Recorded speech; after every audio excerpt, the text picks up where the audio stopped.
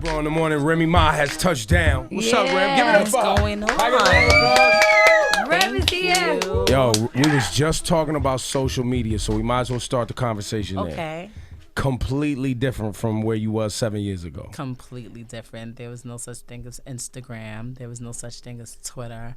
There's no such thing as every single phone that you have has a camera, a video, and it's high quality. Like Super high. Everyone's a walking photographer / videographer. It's crazy. She has a special person that uploads everything for her. Yo, Rem has been out now 2 weeks. 14 days you've been out. A little bit more than that. I got out last Friday, so it's like close to, I think it's 19 or 20 days, something like that. So you already have a social media person. Actually, talk about your crew, like the whole team. Well, I love my whole team. That's great. That I talk about them all the time. I have, but it actually started when I was still in prison. We came up with the idea, like, I said, I don't want to come home. I'm looking at people, they have millions of followers. I said, I don't want to come home and start with 2 followers. I don't want to start. We have to give our followers up some type of way. So we came up with the idea, Nels. Definitely, I'll give you the credit for some of the credit. He came up with the idea to do a countdown, starting at 31 days. So him, myself, Papoose, just everybody, my makeup artist, my hairstylist, my publicist, everybody reached out to everybody that either I was cool with or had a relationship with, and had them do 15-second videos for my Instagram page, and it was really crazy because the attention that it received, having each person do a different day, whether it was a reality show, celebrity, rappers, we did actors. one too, didn't we? I did one of those. I think you were day 30. Yeah. I kind of remember. I'd be like, oh, that's day 30. Oh, what's up, 26? Like, because I know who everybody was. But I think what was really impactful was the fan videos. We had the fans send in videos, and it was so many of them. And that's one of the things that I was worried about because, 6.5 years is a long time. So, the average person, like say someone's 18, 17, they were like 11, 12 before when I left.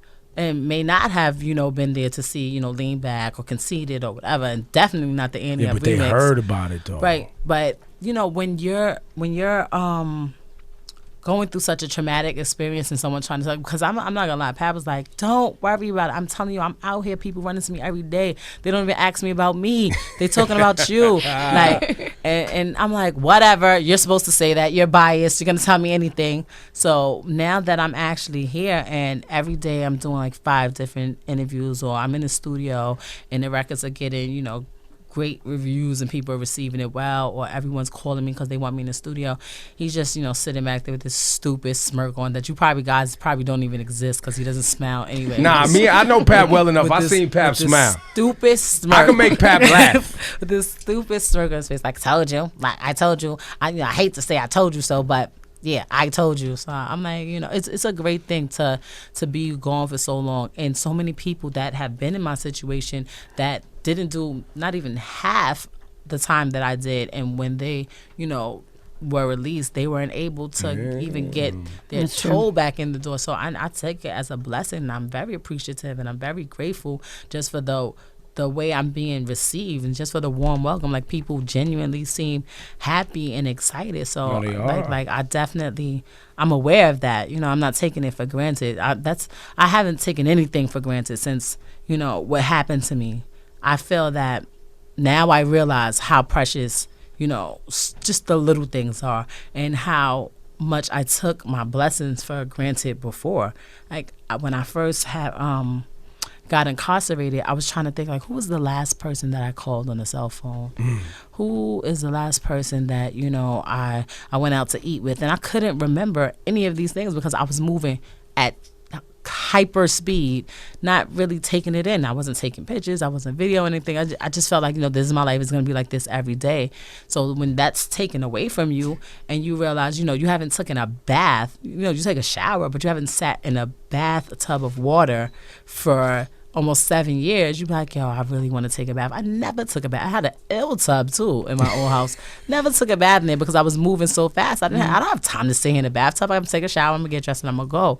But when these things are taken away from you, you really start thinking about like, yo, I really like my gum thing. When I tell you guys, I cannot stop chewing gum. It's crazy. I don't because it tastes so yeah, good. it's so good. And it's like, and I haven't had it in so long. And I be pulling out the pack. I'm telling y'all now, don't ask me because I don't want to share. Like, I actually have, and I like bubble gum, the one that you could blow bubbles Old with. school. Right. On the block. I keep like a Trident in my pocket, so when people ask for gum, I curve them and I give them that. Like, yeah, sure, here you go. And I got my Hubba Bubba, my Bubblicious on the side, but like just little things like that you don't realize that you really enjoy. That's something I actually used to have bubble gum on my rider.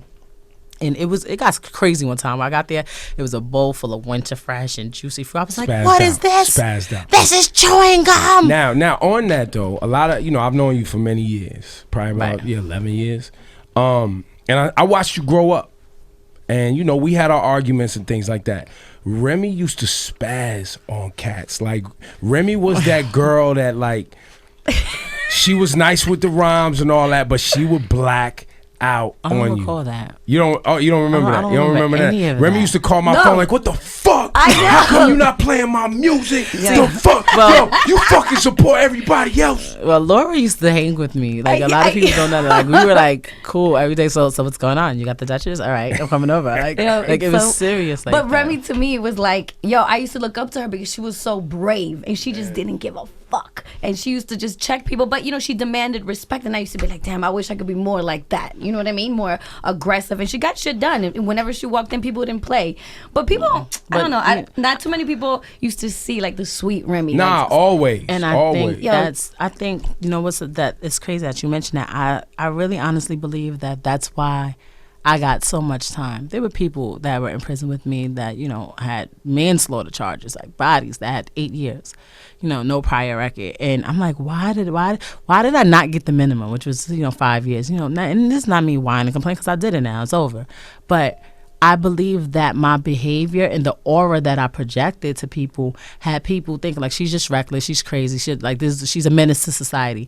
I never allowed anybody unless you were close to me or in my inner circle, see Remy Ma, the mom of a 7-year-old who's 14 now, or Remy Ma, the person that can be somebody's wife, or just mad chill, cool. Like I never let people see that, but that also comes from the way that we're raised in our neighborhoods. We raised you can't walk out here and let people see your heart on your sleeve because and inadvertently that could be a problem.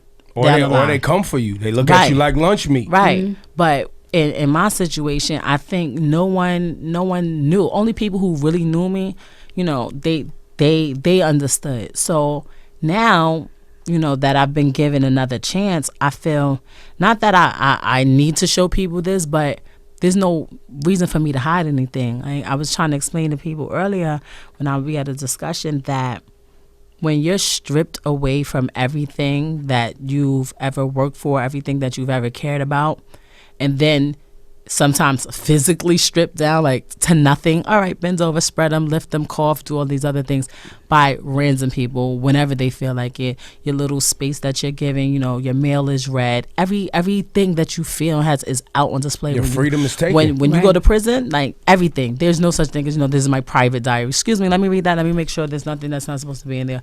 Dump that out. Excuse me, step outside while we go through everything that you have. When you get your mail has been opened already.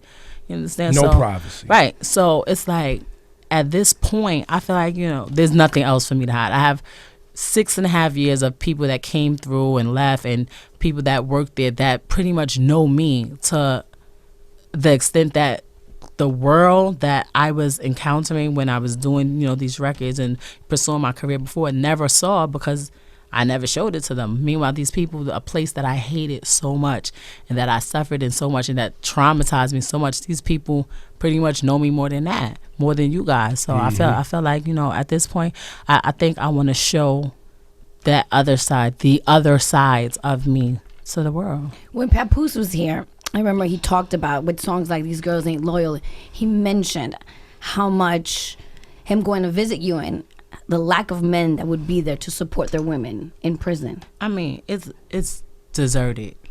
When you go to a men's prison, which I've been to before to visit, friends, being that, I'm the only person in my family that's ever did any real prison time, but I've been there to visit friends and stuff, and it'd be so crowded that even if the visiting hours is 6 hours long, you're probably going to get kicked out in about 45 minutes because there's somebody else that needs that table. And they're trying to, cycle people out and give everybody a chance to visit. Sometimes you might come on a visit, you get there too late, you not getting in because there's so many people at these men's prison. Women that's meeting them online or through pen pals, marrying them so they could get conjugal visits. It's none of that in a female prison. Like, they don't do that. I know women who haven't seen their children in almost a decade because no one in their family has brought their kids to see them.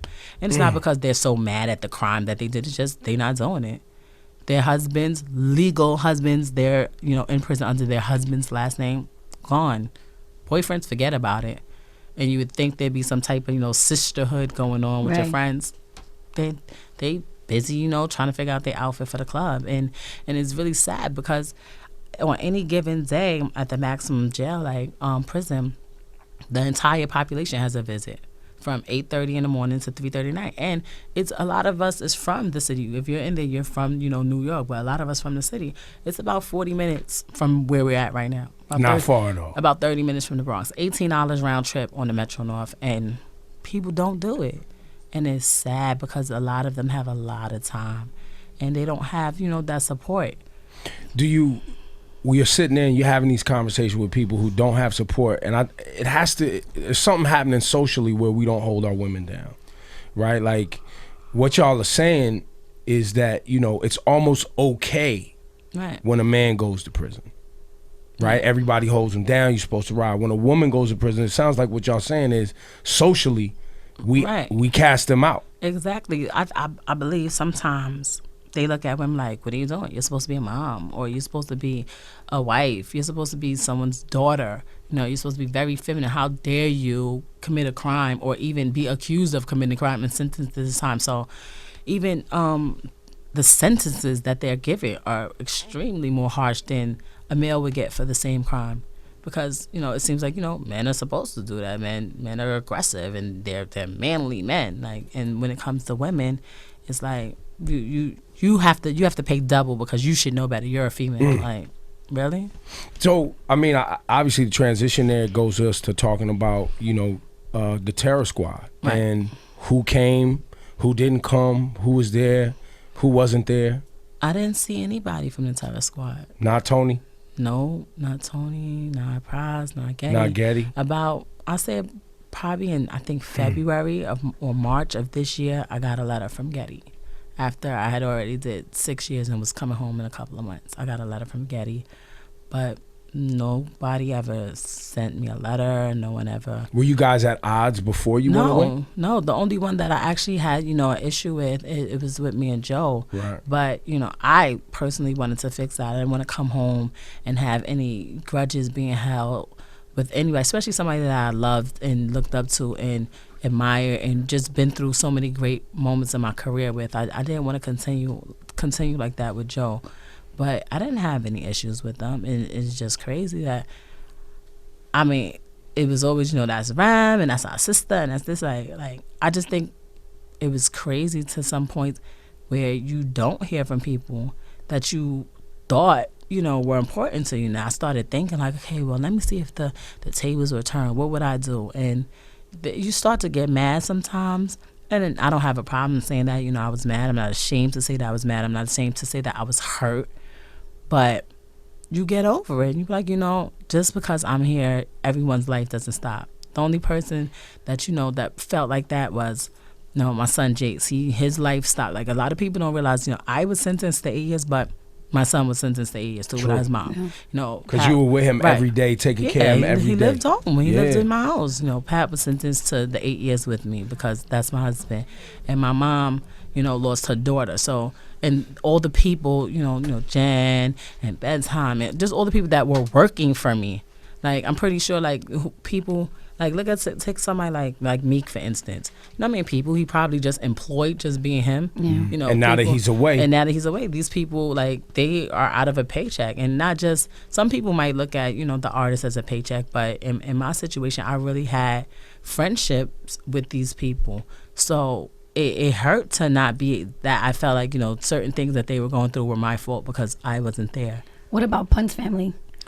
Did they come to visit you? No, I haven't heard from them. I think recently his daughter had reached out to Papoose and told her that she wanted to, get out with me or whatever. I haven't seen them since they were really, really young.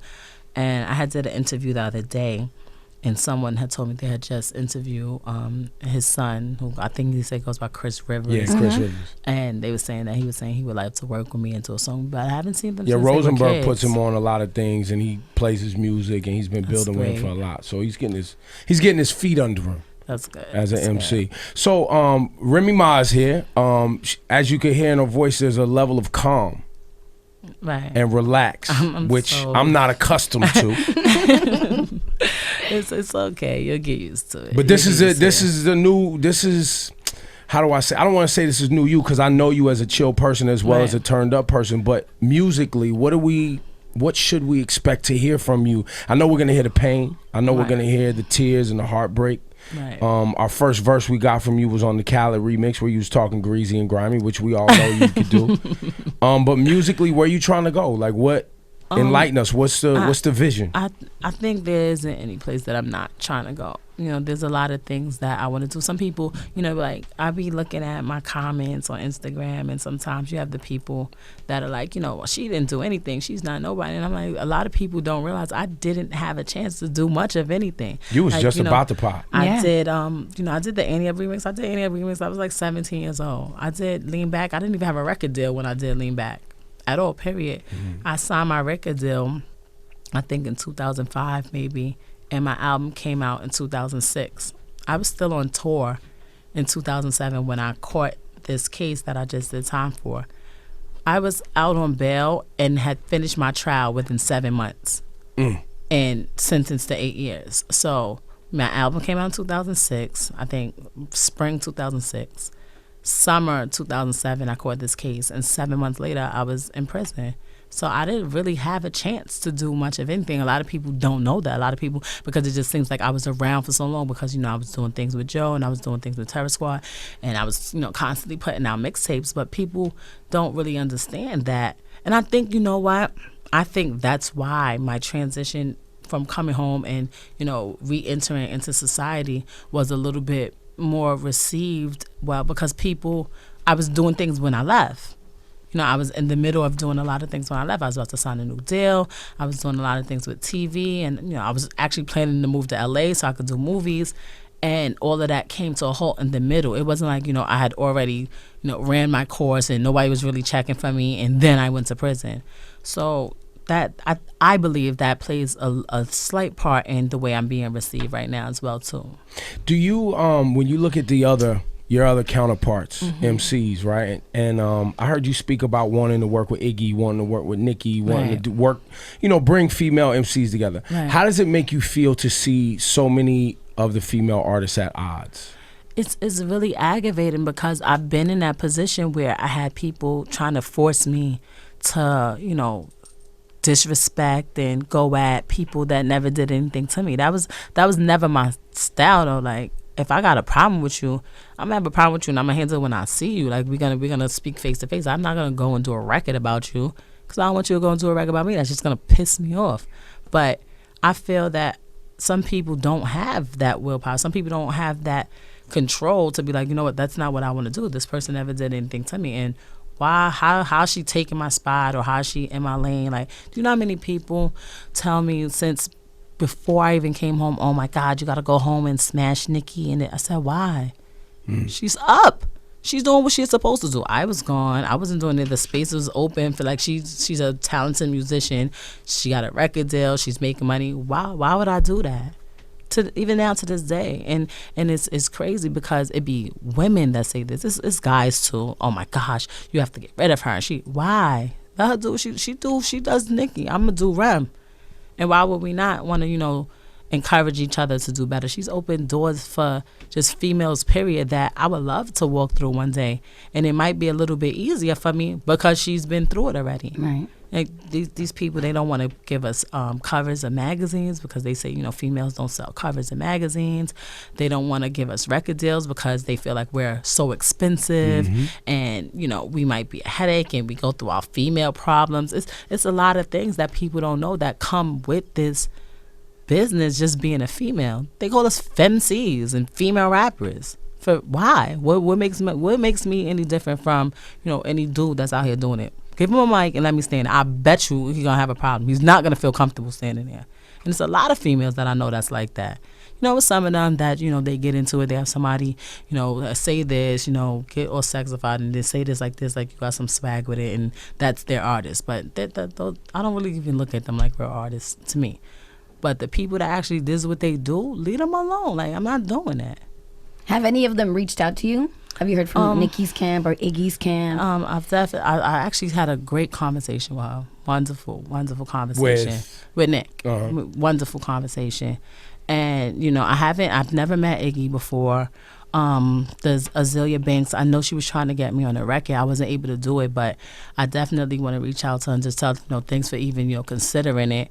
And when I did that whole countdown, I had Missy Elliott, Rod Digger, all the people who came before me that I respect what they did. They had no problems. Like, Ram, she coming home, it's a problem. Like, and it wasn't like they were saying she's coming home and I'm gonna feel some type of way. Like, the queen's coming home, and it's like, because I have no problem. I feel like you're supposed to say you number one.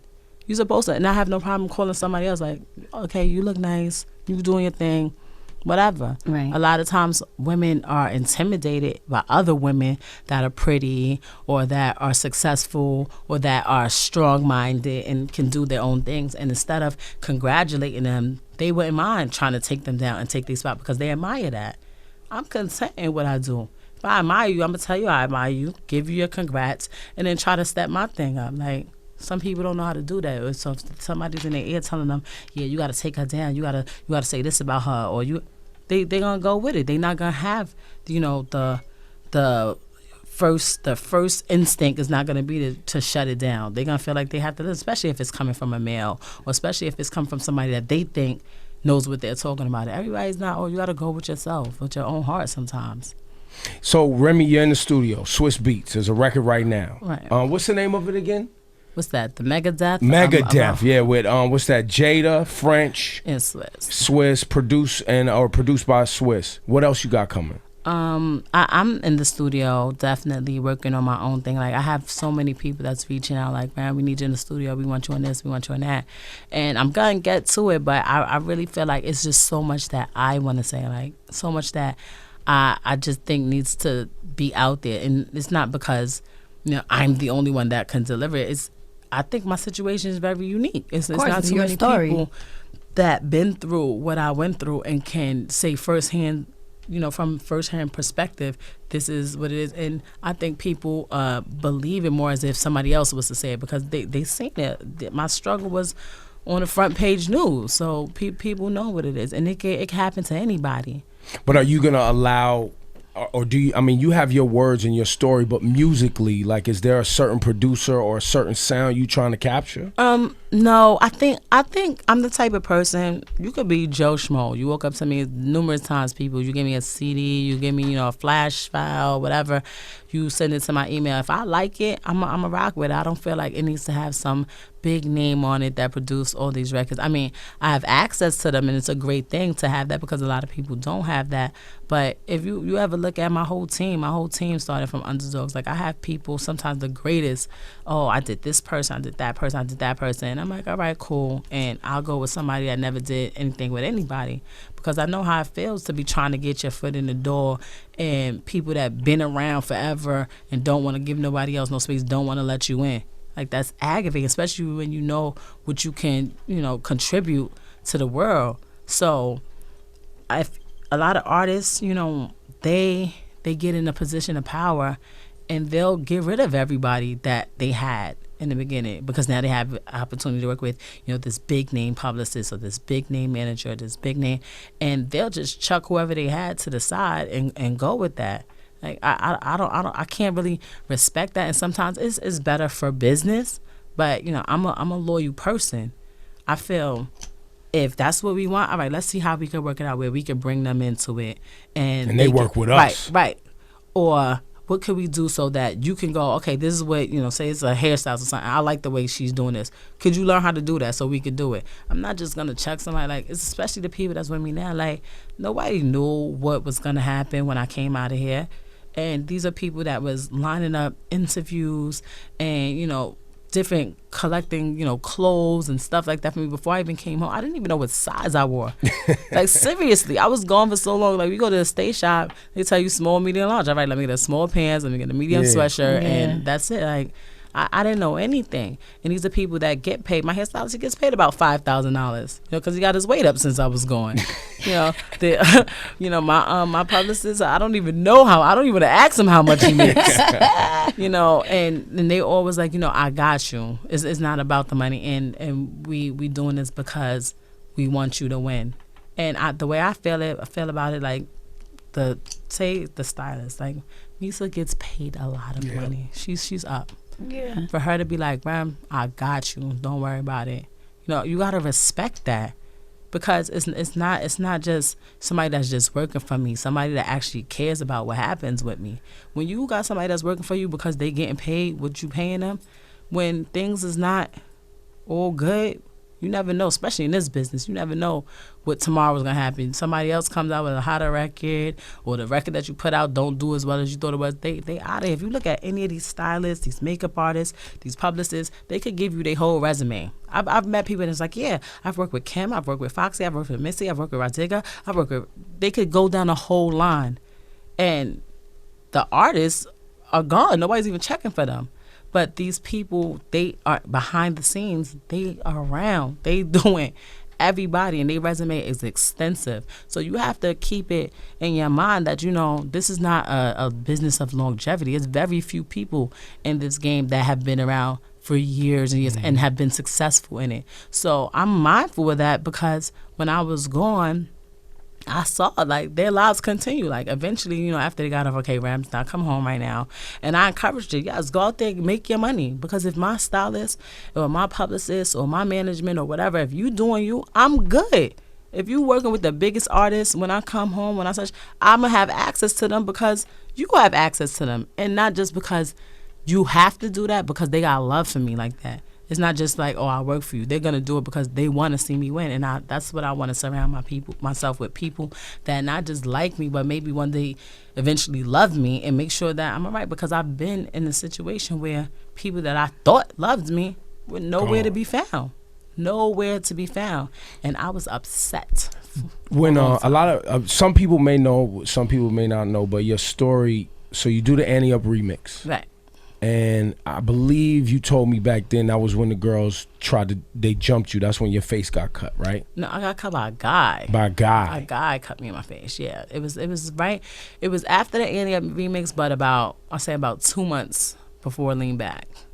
So it's crazy. Like, and this was somebody that you knew? This was in my hallway of my building that I lived in most of my life. And you think that and the reason I'm taking you back to that point is because there's a lot of pain in your life, right? There's a lot of letdown, there's a lot of disappointment, there's a lot of anger, right?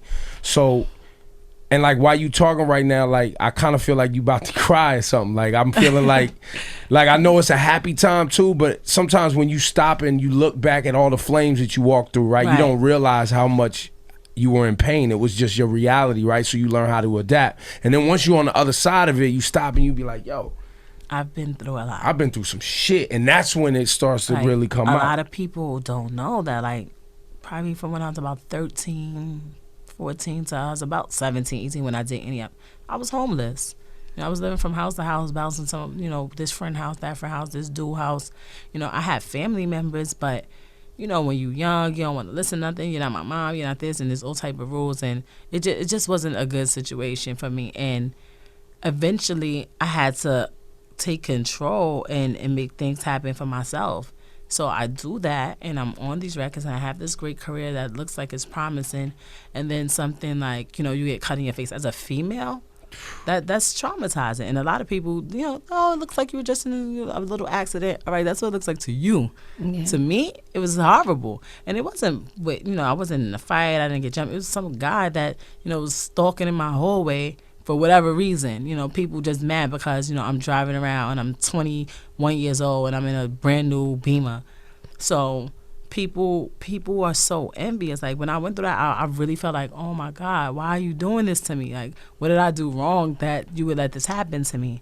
And then, you know, you start seeing success with records like Lean Back, which was humongous, and Conceited and whatever, and Feel So Good. And then while I'm in the middle of my tour, the situation that let me go into prison happened. And the whole time I was on trial, I was like, you know, I'm not worried. You know, God got me and I'm good. And then they're like, you know, nope, guilty, 8 years, remand right now. So it wasn't even like, you know, some people who have time, okay, I know I have to go and do this time, let me go, you know, like the lady in the arms. Right. I didn't get to, you know, say bye to my son is sitting right there in the courtroom. Like, he's not understanding that I'm not going home right now. I didn't get a chance to, you know, situate personal issues like, okay, what's going to happen with my crib? What's going to happen with my cars? What's going to happen with everyone who pretty much depends on me to support them?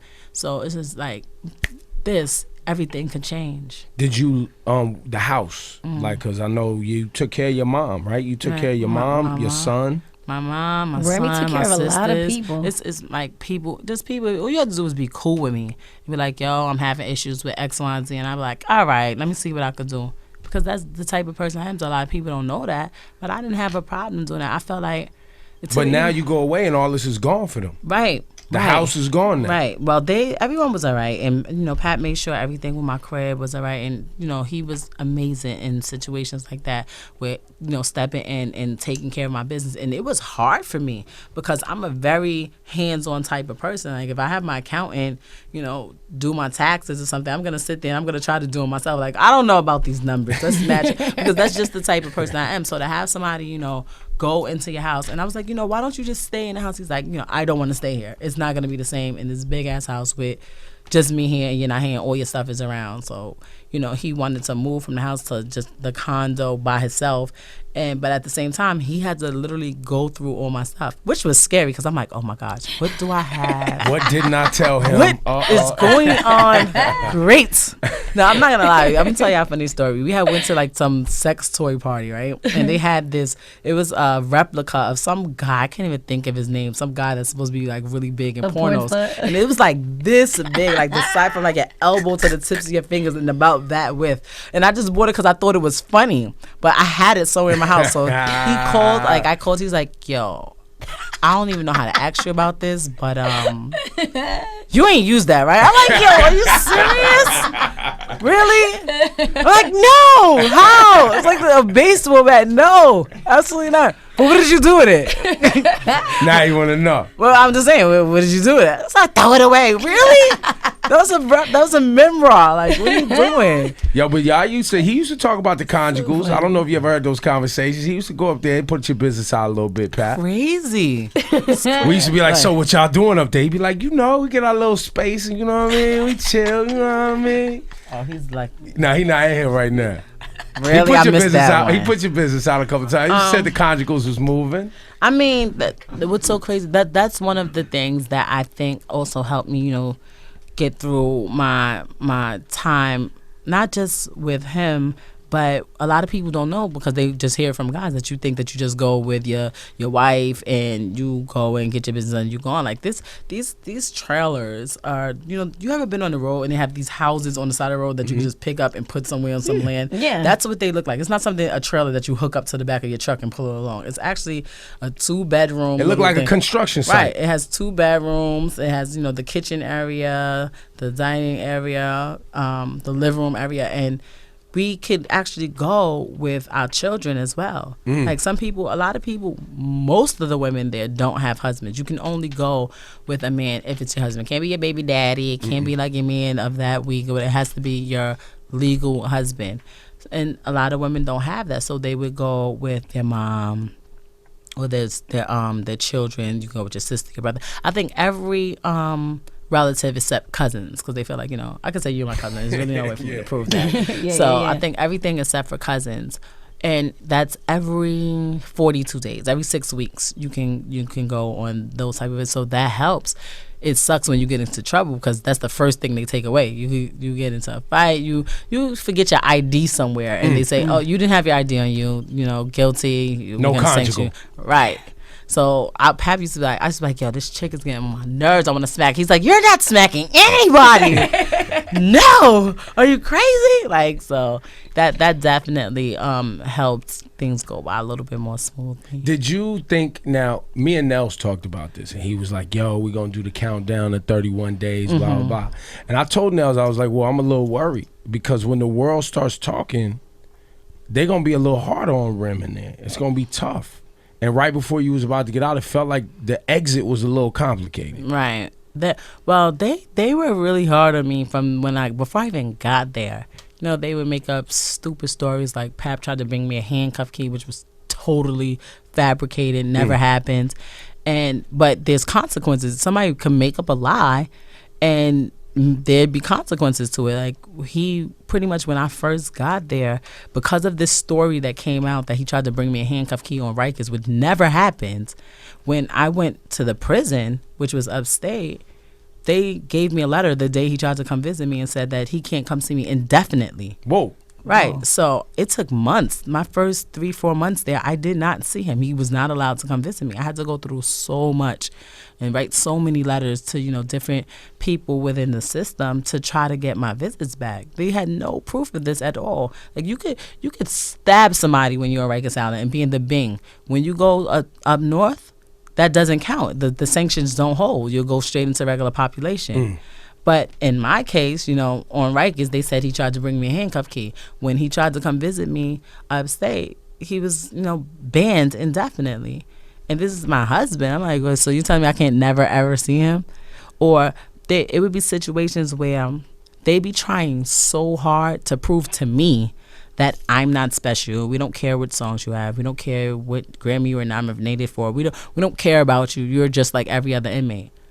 But at the same time, they were treating me way worse than anyone else ever. Making an example out of you. Right. So my thing is like, okay, if I'm not special, why are you guys treating me special? Like, they just wanted to prove to me and to the rest of the population that, you know, I'm not special. But you really are giving me special treatment, even just as far as me leaving. I've seen people, you know, straight have assault on staff. And if they were confined by the time it was time for their release date, they were leaving.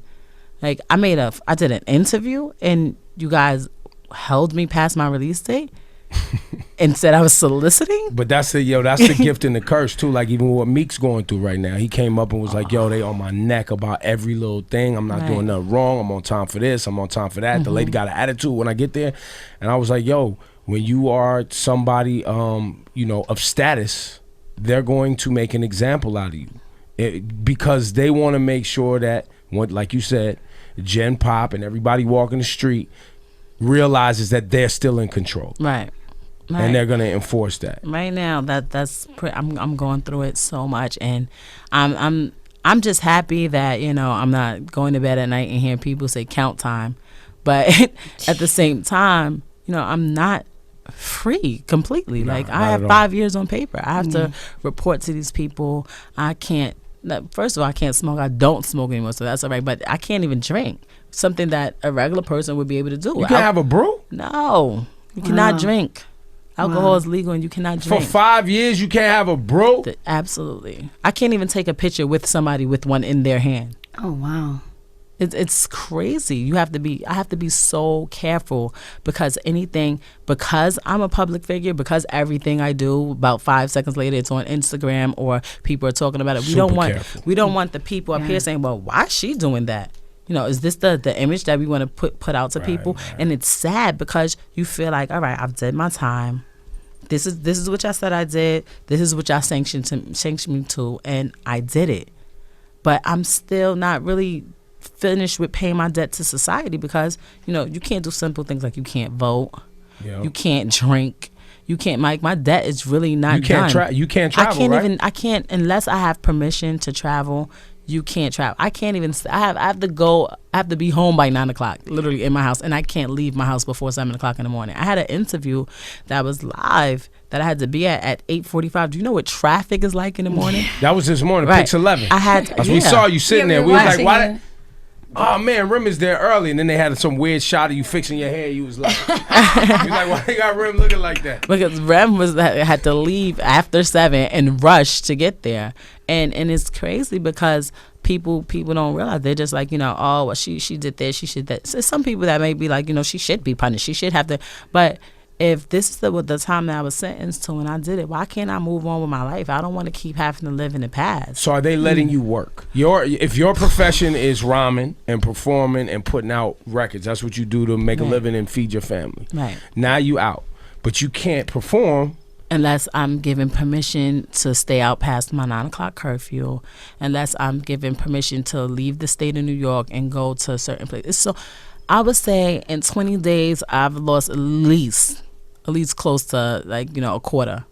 Wow. At least, because these people are there's calling. checks waiting for you. They want me to go. They want me. I can't go. And then there would be times where it's approved, but it's approved too late because these promoters, they want to have at least a month to promote. Right. So when it was, I think the last one, when it was approved, it was like 6 days left. That was the check we was trying to give you, right? Yeah. It was like 6 days left, so we really couldn't do anything. Because you got to have time to set up tickets, put them on sale, people buy tickets, all that. They don't really understand the dynamics of how it works, because if you think about it, with the average person that's on parole or post-release, you're not allowed to travel outside of the state until, you've shown that you're trustworthy or whatever. It's like a privilege to travel outside the state or just be out at a certain time. That's a privilege. However, with me, that's my job. And it's kind of like I fall into like a gray area where they really not sure what they want to do. And it sucks because that's my livelihood. I'm sitting there like, so how do I go about doing anything? And it's really hard, but that's one of the things that I have to deal with. And like I said, does it beat being, wearing green and Absolutely. Yeah. So Laura, don't be trying to roll Dutches and smoke with Remy. You're going to get her in trouble. None Chill, of that. baby. None of that You know what I mean? anymore. She's not even gonna smoke around me. I don't even want to be. None of that. Excuse- No hanging out with Laura Which Staff. reminds me, are you on parole? Yeah, get away from me. Rem, so Papoose has really held you down. I know that's your husband, but you're in jail and you see women, basically, like you said, some women stopped getting visits. Some women didn't get visits. Did it ever get scary for you? I think just knowing how dedicated he was, he made sure that I understood that he wasn't going anywhere. He tried. That was one of his goals every day, to make sure that I was okay mentally, physically, just whatever. That's one of the things. That's just how he is. A lot of people, they know him for being, very argumentative, especially when he's up here with this guy, and he does all these records and some. But what they forget, like, there's also the guy who does Law Library, and is the guy who does, dedication record at the end of the year, announcing everyone who died. Like, he's very, very supportive. He cares right? a lot, Right? And he's a thinker. You understand? So, where the average guy probably wouldn't even cross their mind to understand what a female might be going through or what her thought process may be. He thinks about things like that. And I believe that comes from, growing up with his mom, with his dad, them being married, having an older sister, younger sister, like, women around you. And like I told, I don't know who I told, but I was telling like, I've never even heard him call a female out of her name. Like, he was always like, this female or this lady. Like, he has to be really, really mad for somebody to be a bitch. Like, he has to be pissed. And I think it really probably didn't happen until he started hanging around with me. So that's my favorite, where I'm like, what? Where would we see you guys on Love and Hip Hop? We heard those rumors. No, we aren't doing that. I just feel that I really want to focus on my music.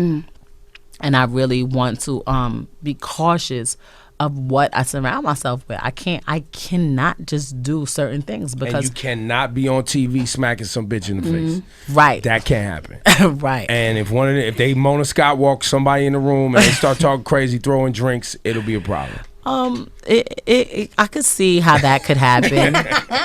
I've changed a lot, as Khaled would say, but there's just some things you can't change. You're not spitting in my circumference. Like, I don't want any drinks thrown, anything. And, sometimes people are like, that's not going to happen. You don't have to worry about it. But you really can't control other people's actions. And like I said, people who are in charge of the little bit of freedom that I do have are watching me. And I don't want to go back to prison. Prison is not cool. Jail is not cool. It does not boost your rap career or any other type of career that you have. You can't even get certain jobs after you went to prison just because you've been in prison before. I want people to perfectly understand this from someone who did 6 years, 4 months, and 5 days in prison. It's nothing cool about it. That's the wackest place I've ever been in my entire life. It's nothing like Orange is the New Black. It's nothing like anything that you've ever experienced. Mm-hmm. They make Orange is the New Black. We was talking. You said you watched some of it because you was in the exact place where they shoot that. Right? Really? Supposedly about. Right. I just think that sometimes people, like I see people, they leave comments. They seem like you a G. I did not do this time because I didn't go in there like, I'm going to do this time. And that's what's up. I just kept waking up every day. And then eventually it was the day that I was supposed to leave. Like, I don't know anyone who consciously says like, I'm going to do this time, G. And it's nothing. Absolutely not. You just wake up every single day. Like God, by the grace of God, he wakes you up. And if they do say it like that, they probably lying and trying to make jail sound cool. Absolutely. It's a lie. It's a lot. It was very hard. I think I'm suffering from PTSD. I'm trying to see if I can get a check for this because this is serious. Post-traumatic stress disorder. Right. Well, if you didn't get it from growing up in the hood and the shit you go through just growing up in the hood, you probably definitely got it from being incarcerated. Absolutely. Like people think that it's easy. It's not, especially like with my child. I think that definitely was one of the most hurtful things. Like my mom, she's grown and she has my sisters and my brothers, and she kind of understands. Pap, the same thing. He's an adult.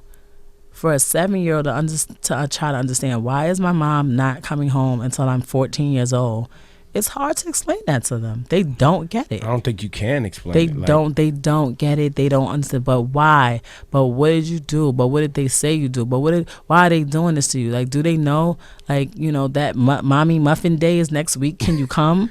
And it's like, no, I can't. That's probably one of the most traumatizing things that your child is hurting. You can't do anything. Like, he would leave sometimes and I want to cry, but I can't cry because if I cry, he's going to cry. That's what kids do. They see, like, you're supposed to be the person that takes care of them. So if you're crying, things are serious. Yeah. So I would have to try to, hold my composure for his sake. And it's crazy cool because he's such a great kid. Jace is like, he always tries, like, now that he's older, it's nothing, like, I came out, he's like, yeah, Mom, you have a teenager. Yo, I remember you used to tell me he used to do mad push-ups and sit-ups. He still thinks he's some type of, but he was like 5. Yo, he used to do mad push-ups and sit-ups. He'd be like, yo, this dude is doing crunches every day. Yeah, it was crazy that he was on his 50 Cent kick. Yeah. He was really 5 years old, like, on his serious workout game. And it was so strange. He's a different kid, and I missed it. When he's home and he's sitting there playing his game, or I looked at his Facebook page the other day and he's on it. He has a video clip of him doing the Schmurda dance. I'm dying. Like, I don't even know he knows how to dance. Like, it's just certain things that you wouldn't find out in the little bit of time that we have on visit. So I'm like, oh, he actually could dance. This kid is crazy. Yeah. And why are you uploading this? What's wrong with you? Yo, real quick, we gotta wrap this up. You got a very busy day. The conversation you had with Nicki Minaj. Right. As MCs, you were somebody she looked up to when, she was coming up, and now she's off to immeasurably popular. Right. What was that conversation about? Like, what did you guys share? Did she share any, like, industry insights, business insights? I think that I would like to keep that conversation private because that's what it was. It was a private conversation. What I can say is that she's a wonderful woman, and she's on the same page with me, like that. There's no need to try to tear somebody down. I can say what I said. I let her know that I'm super proud of her, that I'm happy for everything that she was able to accomplish, and to not let people make her feel like she's doing anything wrong by being successful. Those are the things that I say. I would never, come onto any public platform and say what she said to me. Just know it was all great, and it was a wonderful thing. And she actually, she extended her hand the same way that I would do to someone else. And so some people that would die to probably get her on the phone, that have been probably trying to get her on the phone forever, and they can't. So, I look at that as, an honor, as well as, a mutual respect for each other. But I just feel that sometimes people think, she's doing this and she's up here. Like, why would she call Remy? Why would she? Like, it's not about how much money you make sometimes. Like, we're all human beings. We all have feelings. We all have emotions. The same way I'm looking at my Instagram and I'm seeing people like, oh, you got to do this to Nikki, or you got to do this, or people making these stupid memes or memes, or however you pronounce it. Like, I'm sure she sees the same thing. She has an Instagram page, and it was just so grown woman of her to be on the same page that I'm on. Like, I don't care what nobody say. Okay, that girl never did nothing to me, and she's amazing at what she does. I don't care if she doesn't make the music that you like, but I remember her from when she was on, the Smack DVDs and the come-ups. I watched. I know what she's capable of, and I respect that. I would never ever come at her crazy and try to tear down, 1, a female, 2, a black female, 3, a black successful female that's doing what she's supposed to be doing. Like, she's getting her money. Like, I want to look back one day and see her. I read one interview one time. She's like, she wanted to have like 2 or 3 kids by a certain age, and be like, yo, I remember when she said that. I remember her from point A to where she's at now, and that's a wonderful thing.